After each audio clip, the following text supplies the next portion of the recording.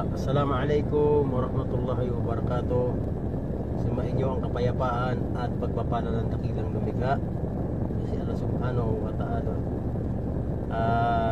Unang-una po, ako'y nagpapasalamat dun sa mga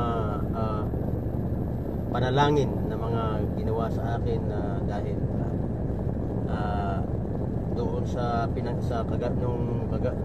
kahapon, dahil nasiraan po ako at yung aking pera talaga ako, yun lang, dala-dala kong pera, yun lang, no? Pinambili ko ng langis at na filter, wala talaga, hindi ako halos di kami nananghalian, hindi nananghalian, pati hapunan wala. So sinubukan natin na humingi ng tulong dun sa mga kapatiran natin, pero